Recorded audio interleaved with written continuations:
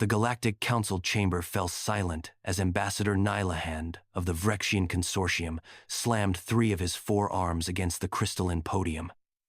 His bioluminescent skin pulsed an angry crimson. "Preposterous," he hissed, his translator rendering the alien syllables into flat, emotionless, galactic standard. "The humans claim their species is capable of killing with nothing but their bare appendages. We demand proof."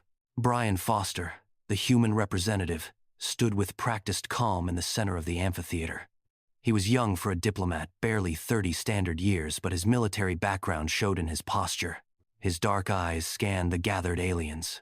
Vrexians, with their crystalline exoskeletons, the methane-breathing Korthi in their pressure suits, the hive-minded Zelfir collective, and 24 other species who had dominated the galaxy for millennia before humanity stumbled onto the interstellar stage. "Ambassador Nylahand," Brian said evenly, "humanity's combat capabilities are well documented in our historical archives." "Archives can be falsified," Nylahand retorted. The murmur of agreement rippled through the council. "Your species appeared a mere 40 cycles ago. You possess no natural armor, no venom, no enhanced strength, no telepathic abilities. You are soft, fragile, yet you request seats on the peacekeeping fleet, positions traditionally reserved for warrior races." Brian felt the weight of 100 alien eyes upon him. The Galactic Council had been testing humanity since first contact, probing for weaknesses, searching for reasons to deny them full membership. This was just another test. "What would constitute acceptable proof?" Brian asked. Nylahand's skin flickered through several colors: amusement, perhaps, or anticipation. "Show us 50 distinct methods by which an unarmed human can kill. Live demonstration." Naturally, a chill ran through the human delegation behind Brian. Counselor Vex, of the Korthi, leaned forward, their translator crackling. "Surely this is excessive. We agree to the terms." Brian interrupted, his voice carrying across the chamber. "With one modification. We'll demonstrate on recordings from our own prison systems, rather than live subjects. Your forensic teams may verify the authenticity." Nylahand's skin pulsed with what Brian had learned to recognize as satisfaction. "Acceptable. You have 1 cycle to compile this evidence." Brian stood in the observation deck of the council station 72 hours later, watching the Shin technical team set up holographic projectors. Behind him, Dr. Sarah Chen, humanities xenopsychology expert, whispered urgently, "Brian, are you sure about this?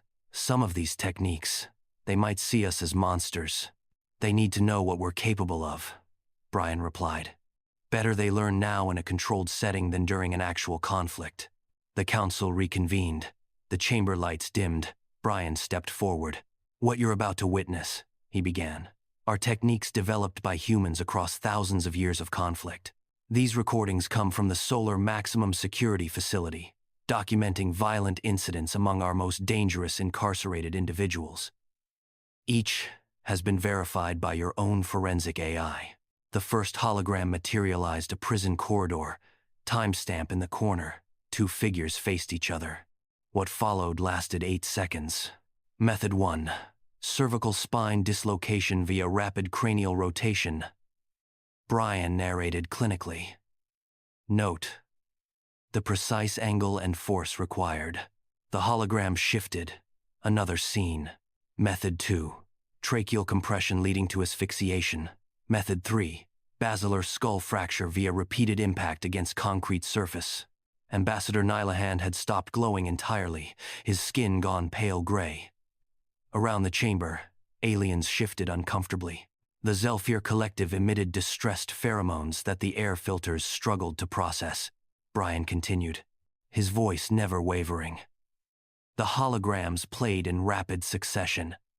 Strikes to nerve clusters, joint manipulations that ended in arterial tears. The strategic application of body weight to crush organs. Each demonstration was brief, clinical, devastating. Method 23. Occipital impact via elbow strike, causing catastrophic brain trauma. Some delegates had left. Others watched with what Brian could only interpret as horror. A few, the predatory species, the veterans of the border wars, watched with growing respect. Method 41. Carotid artery compression combined with jugular vein occlusion, resulting in unconsciousness in 8 seconds, brain death in 4 minutes. By the time Brian reached Method 47, the chamber felt like a tomb. The final hologram faded. Silence stretched for nearly a full minute. Finally, Counselor Vex spoke. You've documented 47 methods. The requirement was 50. Brian met Nylahan's eyes directly. We stopped at 47. The remaining 3 are classified as too dangerous to share, even in this forum. They involve techniques that can be executed in confined spaces, in zero gravity, and against species with non-humanoid anatomy. He paused, letting that sink in. But understand this. Every human receives basic training in unarmed combat. Every child learns to fight from playground scuffles. Every adult carries within them the genetic memory of 100,000 years of survival on a death world where we were simultaneously prey and predator. What you've seen today are refined techniques. Yes, but the instinct behind them is universal to our species. Nylahan finally spoke, his voice barely above a whisper. Your request for positions on the peacekeeping fleet, approved. Furthermore, Counselor Vex added, we recommend immediate reclassification of humanity from Category 5 emerging species to Category 2 restricted combatants, pending full psychological evaluation. Brian nodded slowly. We accept, but let me be clear about something else. He swept his gaze across the remaining delegates. Humans don't want to be feared. We want to be partners, allies. What you saw today is our capability, not our nature. We hope you'll remember both. As the council adjourned, Dr. Chen approached Brian. Do you think they'll trust us now? Brian watched the aliens file out, some casting nervous glances back at him. Trust?